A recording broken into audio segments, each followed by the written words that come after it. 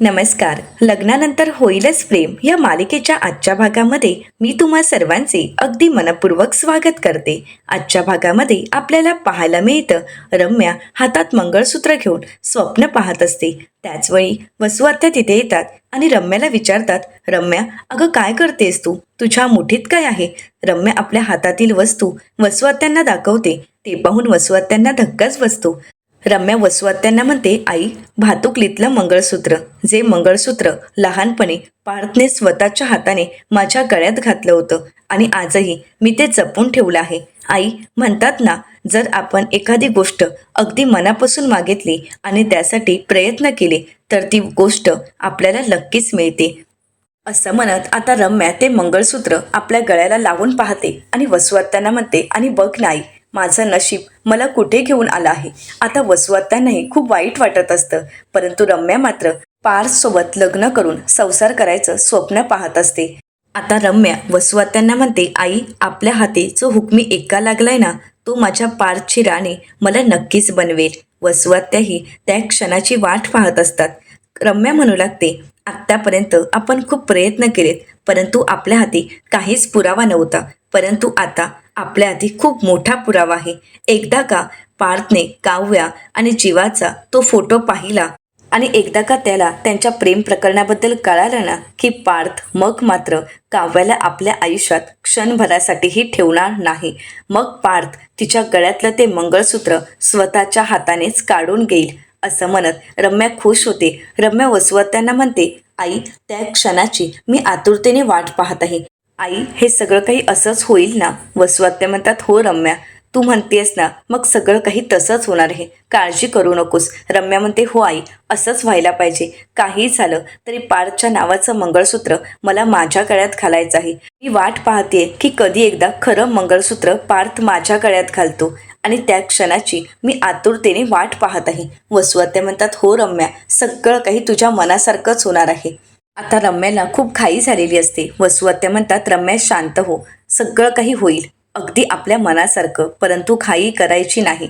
रम्या, तुला माहीत आहे ना, जर आपण घाई केली तर आपल्या नशिबात घात हा ठरलेलाच असतो आणि तसा आपण अनुभवही घेतला आहे. त्यामुळे रम्या, घाई करू नकोस. सगळं काही सावकाश सावधगिरीने आणि धीरानेच घ्यावं लागेल. रम्या म्हणते, आई, इतके वर्ष मी काय केलंय तेच तर केलं आहे ना. सगळं धीरानेच घेण्याचा प्रयत्न केलाय आणि त्या क्षणाची मी आत्तापर्यंत वाट पाहिली. कधी एकदा पार्थ माझ्या गळ्यात मंगळसूत्र घालतो याचीच तर आत्तापर्यंत मी वाट पाहत राहिली आणि त्या क्षणासाठी मी खूप आतुरही आहे. कधी एकदा पार्थ त्याच्या नावाचं मंगळसूत्र मला देतो, हे क्षण मला अनुभवायचे आहेत आणि म्हणूनच इतकी वर्ष त्या क्षणांची मी फक्त स्वप्नच पाहत आली आहे. पण नाही आई, काही झालं तरी पार्थ मला माझ्या आयुष्यात हवाय. काही झालं तरी पार्थची बायको म्हणून मलाच त्याच्यासोबत राहायचं आहे आणि यावेळी जर त्याने माझं स्वप्न उधळून लावलं तर मी कशी वागेन, काय करेन, मला काहीच माहीत नाही. रम्याला वसुआत्या शांत करतात आणि म्हणू लागतात, रम्या शांत हो, तू असं काहीही करणार नाहीयेस, तू कोणतंही टोकाचं पाऊल उचलणार नाहीयेस. प्लीज रम्या, शांत हो आणि तू असे वाईट विचार मनातही आणणार नाहीयेस. रम्या, रम्या, अगं मला तुझ्या भावना कळतायत. मलाही वाटतंय की पार्थला काव्या आणि जीवाच्या प्रेम प्रकरणाबद्दल कळायला हवं. पण रम्या, एक गोष्ट विसरून चालणार नाही, आपल्याला कोणत्याही प्रकारची घाई करून चालणार नाही बाळा. आपल्याला जर एका दगडात दोन पक्षी मारायचे असतील ना रम्या, तर अचूक नेम साधावा लागेल आणि त्या संधीसाठी आपण वाट पाहावी लागेल. रम्या, कळतंय का तुला? रम्या, कुठल्याही गोष्टीची घाई करून चालणार नाही. आपणच हे सगळं काही करणार आहोत, पण हे सगळं काही आपणच केलंय हे मात्र कोणालाही कळू द्यायचं नाही आणि काही झालं तरी आपण कोणाच्या समोरही यायचं नाही. रम्या आता विचार करू लागते. वसुआत्या म्हणतात, मी रात्रीपासून फक्त एकाच गोष्टीचा विचार करते की काव्या आणि जीवाचं प्रेम प्रकरण सर्वांसमोर कशा पद्धतीने आणायचं आणि कसं आणायचं. आता रम्याही याच गोष्टीचा विचार करू लागते. तर दुसरीकडे पार्थने काव्यासाठी जे गिफ्ट दिलेलं असतं, जे लॉकेट दिलेलं असतं, त्या लॉकेटमध्ये हार्ट शेपमध्ये काव्यार्थ असं लिहिलेलं असतं. तर आता काव्या तो शब्द वाचते आणि म्हणते, काव्यार्थ म्हणजेच काव्या आणि पार्थ. तर पार्थ म्हणतो, येस, तुम्ही आणि मी. असं म्हणत आता पार्थ काव्याकडे पाहू लागतो. काव्या पार्थला म्हणते, पण हे कशासाठी केलात तुम्ही? तर पार्थ म्हणतो, कशासाठी म्हणजे तुमच्याकडे स्वतःचे दागिने असावेत यासाठी. पाटल्या, ठुशी, तोडे सगळं काही असावेत. परंतु सुरुवात लॉकेटपासून केली आहे. आता काव्या पार्थकडे पाहते त्यावेळी तिला तो क्षण आठवतो ज्या दिवशी काव्याला एक कागद सापडलेला असतो आणि ज्यावेळी काव्या ते पाहते तर ती ज्वेलर्सची रिसीट असते. काव्यामध्ये ज्वेलर्सची रिसीट तर त्याचवेळी पार्थने तिच्या हातातून ती हिसकावून घेतलेली असते. काव्या म्हणते, म्हणजे मला जी रिसीट सापडली होती ती? तर पार्थ म्हणतो की हो, ती तुमच्यासाठीच बनवायला टाकलेल्या पेंडंटचीच रिसीट होती. आता हे ऐकल्यानंतर काव्या पार्थमध्ये हरवून जाते. पार्थने आपल्यासाठी एवढं मोठं सरप्राईज दिलेलं पाहून काव्याला तिच्या डोळ्यांवर विश्वासच बसत नसतो. काव्या पार्थकडे अभिमानाने पाहत असते.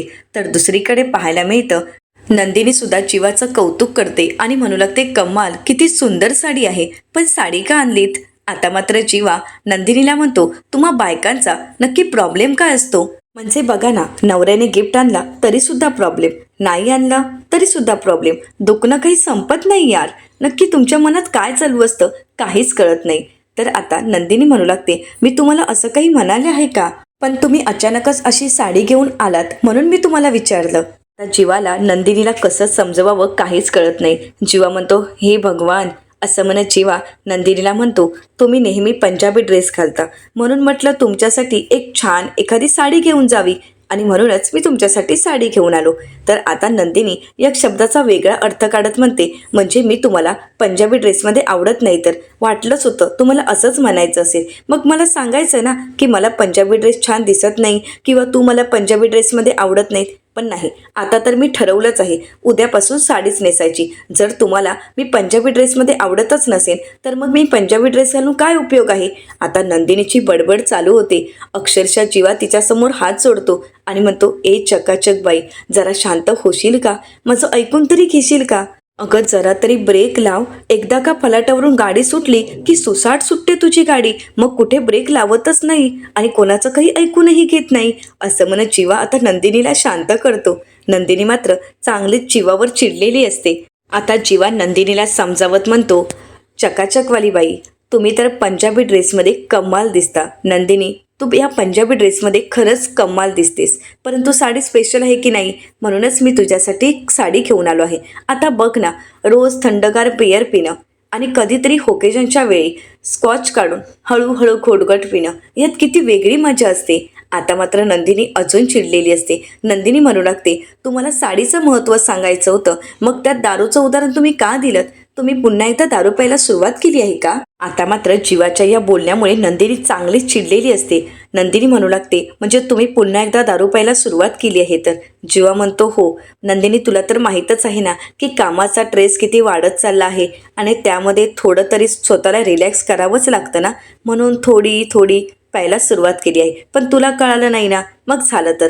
नंदिनी म्हणते, नाही, आता तर तुम्हाला माझी शपथ घ्यावीच लागेल. असं म्हणत नंदिनी जीवाचा हात डोक्यावर ठेवते आणि म्हणू लागते, खरंच तुम्ही दारू प्यायला पुन्हा एकदा सुरुवात केली आहे का?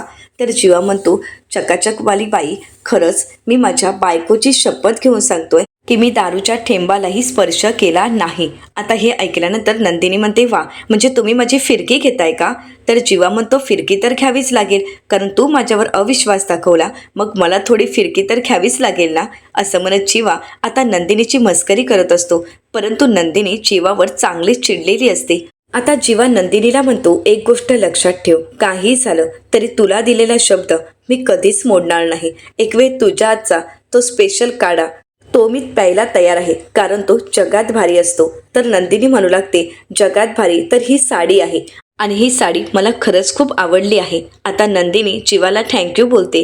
तर दुसरीकडे काव्याही पार्थला थँक्यू बोलते. तर आता पार्थला ज्यावेळी काव्या थँक्यू बोलते त्यावेळी पार्थ तिच्या हातातील तो पेंडंटचा बॉक्स घेतो. काव्या म्हणते, हे काय, तुम्ही परत घेतलत आणि कशासाठी? मला ते हवं आहे. पार्थ म्हणतो, तुम्ही थँक्यू म्हणालात म्हणून.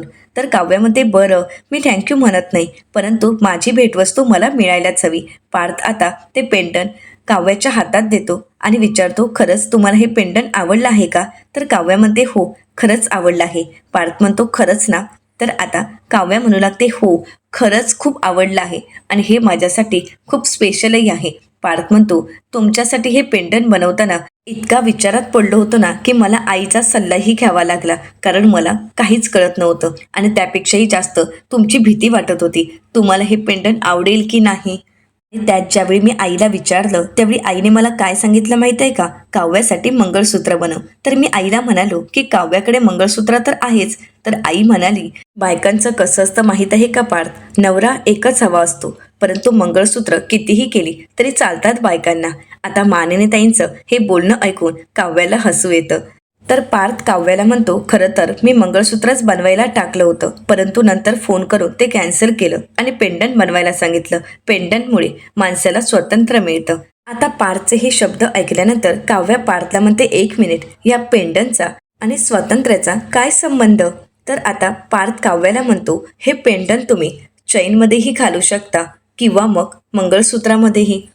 आता पार्थचं हे बोलणं ऐकल्यानंतर काव्या पार्थकडे पाहते आणि म्हणू लागते, अनिशा अगदी बरोबर बोलते.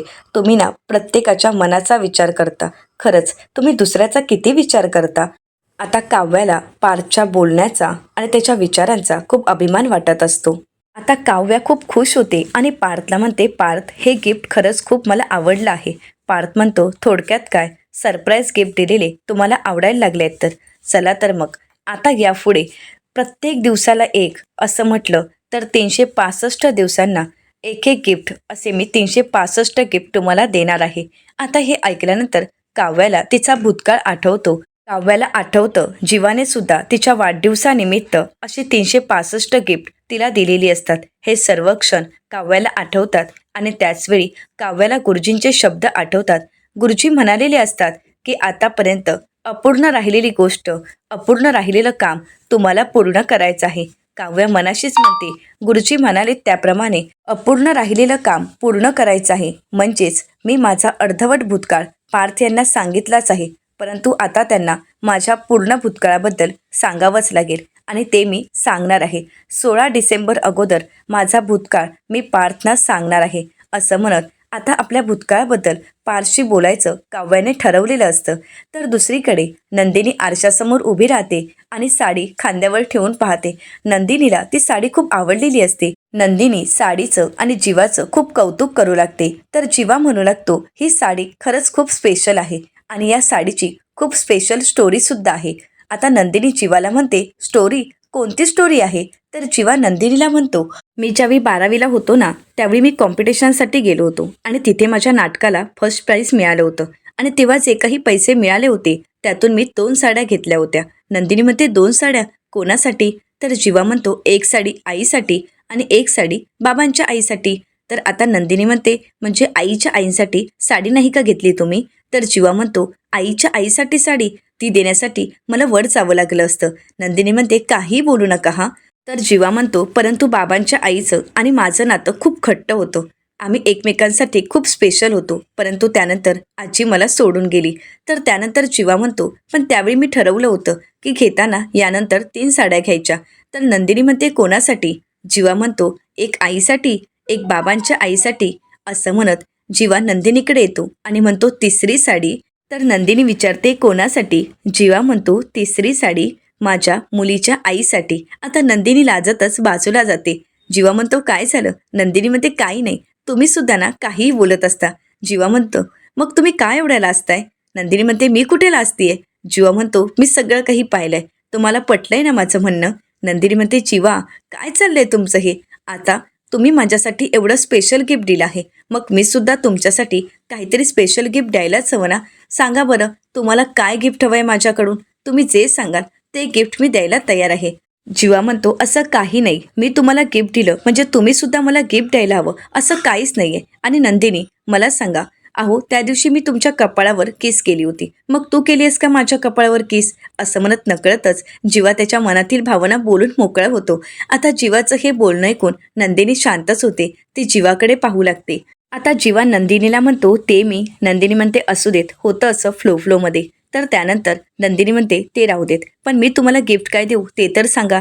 जीवा म्हणतो, म्हणालो ना मी दिलं गिफ्ट म्हणून तुम्ही सुद्धा द्यायला हवं, असं काहीच नाहीये. नंदिनी म्हणते, तरी सुद्धा मला तुम्हाला गिफ्ट द्यायचं आहे आणि मी काय देऊ हे प्लीज सांगा ना तुम्ही. तर जीवा म्हणतो, नक्की ना, तुला मला गिफ्ट द्यायचंच आहे ना, मग मला ज्यावेळी हवं असेल त्यावेळी मी मागेन, पण तेव्हा मात्र मी जे मागेन ते तुला द्यावं लागेल. नंदिनी म्हणते, हो जीवा, तुम्ही जगातली कोणतीही गोष्ट मागा, ती मी द्यायला तयार आहे. असं म्हणत नंदिनी आता जीवाचा हात हातात घेते आणि जीवाला म्हणते, तुम्ही जी गोष्ट मागाल, जी भेटवस्तू मागाल, ती मी द्यायला तयार आहे. हे नंदिनीचं वचन आहे. जीवा म्हणतो, बघ हा, वचन दिले तू मला. असं म्हणत आता जीवा तिथून निघून जातो. नंदिनी लाजतच म्हणते, मुलीच्या आईला म्हणे, किती वेडे आहेत जीवा. असं म्हणत नंदिनी जीवाच्या बोलण्यानंतर खूप लाजू लागते. तिला जीवाचं बोलणं आठवत असतं. तर दुसरीकडे पाहायला मिळतं, मानिनीताई पार्थ भजी खाण्यासाठी बसलेले असतात. नंदिनीने भजी आणि साबुदाणा वडा बनवलेला असतो. आता मानिनीताई नंदिनीचं कौतुक करत म्हणतात, नंदिनी अगं भजी एवढी अप्रतिम झाली आहे ना, आणि साबुदाणा तर विचारायलाच नको. नंदिनी म्हणते, हो ना, मग अजून एक साबुदाणा वडा होऊन जाऊ देत. असं म्हणत आता ती मानिनीताईंना साबुदाणा वडा घालते. तर त्याचवेळी पार्थ म्हणू लागतो, अगं आई काय करतेस तू, किती खातेस, अगं चवळीची शेंग आहेस, भोपळा होशील. मानिनीताई म्हणतात, काय रे, तू माझं खाणं काढतोयस का, आणि तुझं तू बघ. असं म्हणत त्यांची मज्जा मस्करी चालू असते. तर मानिनीताई म्हणतात, पण काव्या कुठे आहे. पार्थ म्हणतो की आराम करतायत, दमल्या असतील. तर नंदिनी म्हणू लागते, हो खरंच ती दमली असेल, कारण दुपारचा सगळा स्वयंपाक तिनेच बनवला आहे आणि भजीचा पहिला घाणा सुद्धा तिनेच काढला आहे. तर मानिनीताई म्हणतात, हो ठीक आहे, तिला झोपू देत, पण तिने काही खाल्लं आहे ना, की उपाशीच आहे. पार्थ म्हणतो, उपाशी, अगं भजीचा पहिला घाणा 10-12 भजी होत्या, परंतु त्यातील 6-7 भजी त्यांनी एकटीनेच खाल्ली आहेत, आणि खाताना सुद्धा मांजरीसारखेच डोळे बंद करून खात होत्या. मांजरीसारखे डोळे बंद करून ज्यावेळी खात होत्या त्यावेळी किती क्यूट दिसत होत्या. असं म्हणत आता पार्थ काव्याचं कौतुक करत असतो, आणि हे सगळं काही मानिनीताई आणि नंदिनी ऐकत असतात. मानिनीताई म्हणू लागतात, बघा नंदिनी काय चाललंय याचं. नंदिनी म्हणते, हो ना पार्थ, अहो काव्याचं नाव जरी काढलं तरी तुम्ही किती लाजता. मानिनीताई आणि नंदिनी पार्थची खूप मस्करी करत असतात. तर पार्थ म्हणू लागतो, हो ना, माझी मांजर आहेच तशी. तर नंदिनी म्हणते, बघा हा आई, नक्की यांचं काय चाललं आहे. तर पार्थ म्हणतो, तुम्ही माझी शाळा नका हा घेऊ, परत मी माझ्या मांजरीबद्दल कोणाला काही सांगणारच नाही. मानिनीताई म्हणतात, नको सांगूस, काय रे, तिचं खाणं काढतोस का. अरे माझ्या गोड सुनेने 4 भजी जास्त काय खाल्ली तर तिचं तू खाणं काढायला लागलास. 4 भजी तिने जास्त काय खाल्ल्या तर तू कंप्लेंटच करायला लागलायस. पार्थ म्हणतो, नाही ते मी असंच. मानिनीताई म्हणतात, हो असंच, मग तुझं सांगू का, लहानपणी काय काय पराक्रम केलेस, सांगू सांगू का. असं म्हणत मानिनीताई पार्थला चिडवत असतात. पार्थ म्हणतो, नाही आई, तू काहीही सांगणार नाहीयेस. मानिनीताई म्हणतात, आता कशाला शांत राहिलास, आता तर मी सांगणारच. तर नंदिनी म्हणते, आई सांगा ना तुम्ही, काय केलं होतं यांनी. तर पार्थ म्हणतो, काही नाही आई, काही बोलेल, तू लक्ष नको देऊस. मानिनीताई म्हणतात, हो का, लक्ष नको देऊस, मी सांगू का, म्हणजे त्यांनाही कळेल की तू काय काय पराक्रम केले आहेस. तर नंदिनी म्हणते, आई तुम्ही सांगा बरं. तर मानिनीताई नंदिनीला म्हणतात, लहानपणी हा इतका उपद्व्यापी होता ना, लपून छपून अनेक गोष्टी करायचा, अनेक पराक्रम करायचा. तर आता पार्थ म्हणतो, आई अगं नको ना गं सांगू. तर नंदिनी म्हणते, आई सांगाच तुम्ही. तर मानिनीताई नंदिनीला म्हणतात, त्याने काय केलं माहीत आहे, मी युगच्या वेळी प्रेग्नेंट होते, आणि म्हणूनच रूममध्ये असं छान गोंडस मुलाचं पोस्टर लावलेलं होतं, परंतु याने नकळत जाऊन ते पोस्टर काढून टाकलं. तर नंदिनी विचारते, का, कशासाठी पार्थ तुम्ही असं केलं. तर पार्थ म्हणतो, मग काय करणार, आईचं काय म्हणणं होतं, असं पोस्टर लावल्यामुळे मूलसुद्धा असं गोंडस होतं, असं कुठे असतं का. तर मानिनीताई म्हणतात, हो हो बघते ना मी, जेव्हा काव्या प्रेग्नेंट राहील ना त्यावेळी मी बघेन. एकदा का काव्याला कोरड्या उलट्या व्हायला सुरुवात झाली की मग येशील ना, आई काय करू, कसं करू, हे सगळं काही विचारायला, मग तेव्हा बघेनच मी. असं म्हणत आता सर्वच जण पार्थची शाळा घेत असतात. तर पार्थ लाजत असतो. तर आता नंदिनी म्हणू लागते, अजूनही लाजतायत ते. असं म्हणत सर्वच जण आता पार्थची शाळा घेत असतात. पार्थ मात्र शांतच असतो. तर दुसरीकडे पाहायला मिळतं की खरोखरच आता काव्याला उलट्या होत असतात. काव्याला खूप त्रास होत असतो. तिला उलटी झाल्यासारखी वाटत असते, परंतु उलटी होत नसते, तिला कोरड्या उलट्या होत असतात. आणि त्याचवेळी आशाताई त्यांच्या रूममध्ये कपडे ठेवण्यासाठी येतात. आता काव्याचा आवाज ऐकताच आशाताई घाबरतात आणि विचारतात, काव्याताई काय होतंय, तुम्हाला त्रास होतोय का. तर आता काव्य म्हणू लागते, काही नाही हो आशाताई, मला जरा उलटी झाल्यासारखं वाटत आहे, परंतु उलटी काही होतच नाही, म्हणजे असं कोरड्या कोरड्या उलट्या झाल्यासारख्या वाटतायत. तर आता आशाताई म्हणतात, बापरे, मी तुमच्यासाठी गोळी घेऊन येऊ का. तर काव्य म्हणू लागते, नाही नको, गोळीची काही गरज नाही, एकदा का उलटी झाली की मला बरं वाटेल. तर आशाताई म्हणतात, मी मानिनी वहिनींना सांगू का. तर काव्य म्हणते, नाही नको, उगाच त्यांना कशाला त्रास, तुम्ही एक काम कराल का, मी पार्थसाठी किचनमध्ये कॉफी बनवून ठेवली आहे, ती फक्त तुम्ही पार्थला नेऊन द्याल का. आशाताई म्हणतात, बरं ठीक आहे, मी नेऊन देईन. असं म्हणत आता आशाताई तिथून निघून जातात. आता काव्याला थोडं बरं वाटत असतं. काव्या फ्रेश होते, पाणी पिते आणि स्वतःला कंट्रोल करत म्हणते, काव्या, अगं खाताना जरा बेतानेच खायचं. तुला माहीत आहे ना, मिरचीचं काहीही खाल्लं तरी तुला पित्त होतं. परंतु नाही, भजी खाल्लीस आणि आता स्वतःलाच त्रास होत आहे. परंतु नाही, आता जे काही खाईन ते बेतानेच खावं लागेल. रात्रीचं जेवायचंच नाही. आता स्वतःला कंट्रोल करावंच लागेल. नाहीतर या उलट्या माझा जीव घेतील. असं म्हणत काव्या स्वतःलाच समजावते. तर दुसरीकडे पाहायला मिळतं, आशाताई काव्याने सांगितल्याप्रमाणे पार्थसाठी कॉफी घेऊन येते आणि त्याचवेळी पार्थ फोनवर बोलत असतो. पार्थ म्हणत असतो, 3 महिने झाले आहेत. आता ठरवलं काहीतरी हालचाल करायलाच हवी. रिझल्ट तर मिळाला आहे, परंतु आता त्यानंतर आपणही काहीतरी ॲक्शन घ्यायला हवीच ना. खरंच ही गुड न्यूज ऐकून मला खूप आनंद झाला आहे. आता हे ऐकल्यानंतर आशाताई मनातच विचार करतात आणि तर्क लावत म्हणतात, अय्या, तिकडे काव्याताईंना उलट्या होत आहेत आणि इकडे पार्थदादा तर गुड न्यूजबद्दल बोलत आहेत. म्हणजे आता हे सगळं काही मानिनीताईंना सांगायलाच हवं. त्या तर आनंदाने उड्याच मारतील. असं म्हणत आशाताई पार्थचं पुढचं काही बोलणं ऐकून न घेता आता ती गुड न्यूज सांगण्यासाठी तिथून निघून जातात. तर इकडे पार्थ फोनवर बोलत पुढे म्हणू लागतो, का हे एवढी साधी गुड न्यूज ओळखायला तुला एवढा वेळ लागतो का? बरं, तुला ओळखता येत नाही ना, मग मीच सांगतो. असं म्हणत पार्थ म्हणतो, बॅनर्जी ग्रुपचा प्रोजेक्ट मला मिळाला आहे आणि हीच तर सगळ्यात मोठी गुड न्यूज आहे. असं म्हणत पार्थ फोन ठेवतो. तर दुसरीकडे पाहायला मिळतं, आता ही आनंदाची बातमी आशाताईंनी मानिनीताईंना सांगितलेली असते. मानिनीताई पार्थ आणि काव्याला आवाज देऊ लागतात. पार्थ हॉलमध्येच असतो. तर मानिनीताई म्हणतात, पार्थ तू इथेच आहेस ना, मग काव्याला बोलावून घे. असं म्हणत त्या काव्याला मोठमोठ्याने आवाज देऊ लागतात. आता काव्या धावत पळत येते आणि विचारते, काय झालंय? तुम्ही एवढ्या हाका का मारत आहात आणि आम्ही येईपर्यंत तुम्हाला चैनच पडत नाहीये. तर मानिनीताई म्हणतात, चैन कशी पडेल बघू, तुम्ही किती डॅम्बेस आहात मुलं, एवढे चावलंही लागू देत नाही. पार्थ, काव्या, काय चाललंय तुमचं? पार्थ म्हणतो, काय चाललंय म्हणजे काय झालंय नक्की? तू कशाबद्दल बोलतेस आई? तर मानिनीताई म्हणतात, नंदिनी, बघितलंस का, एवढं सगळं घडूनही थोडीसुद्धा चावलंही लागू देत नाही आणि काही कळूही देत नाहीयेत. काव्या म्हणते, कशाबद्दल? मला तर काहीच कळत नाहीये. तर नंदिनी म्हणते, हो ना आई, तुम्ही नक्की कशाबद्दल बोलत आहात?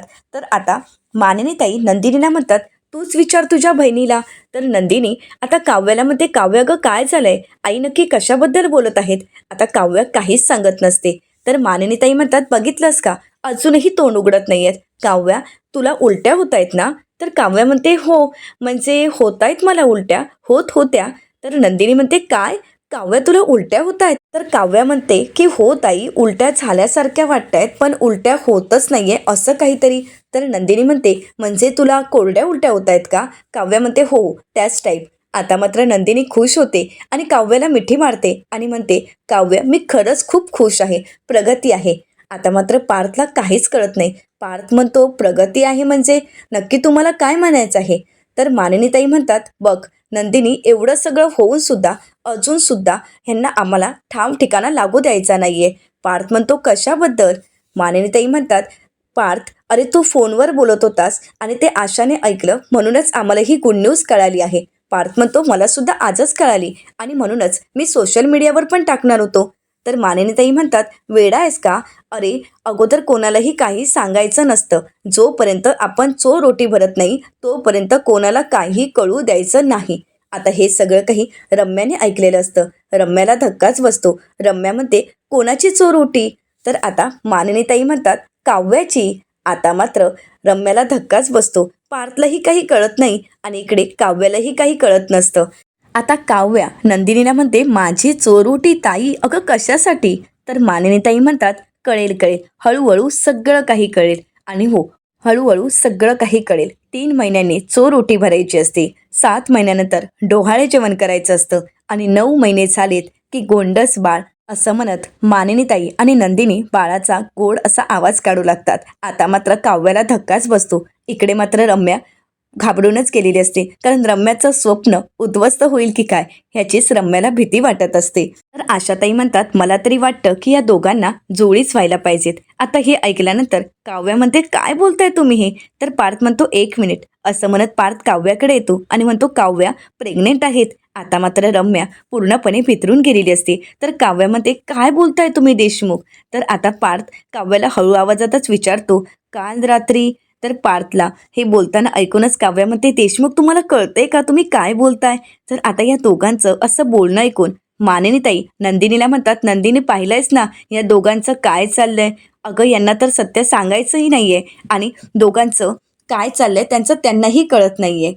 अगं बघ ना कसे खानाखुणा करतायत आणि दोघंही खुसूर-फुसूर बोलतायत असं म्हणत आता सर्वजण पार्थ आणि काव्याकडे पाहत असतात. आता पार्थ आणि काव्या या दोघांनाही काही कळत नसतं, परंतु सर्वांनी मात्र या गोष्टीचा अंदाजही लावलेला असतो. तर नंदिनी म्हणू लागते, म्हणजे काय आई दोघेही छुपे रुस्तम निघालेत असं म्हणत आता सर्वजण त्यांच्यावर हसत असतात. परंतु पार्थ आणि काव्या यांना मात्र काहीच कळत नसतं. तर येणाऱ्या पुढील भागामध्ये आपल्याला पाहायला मिळतं.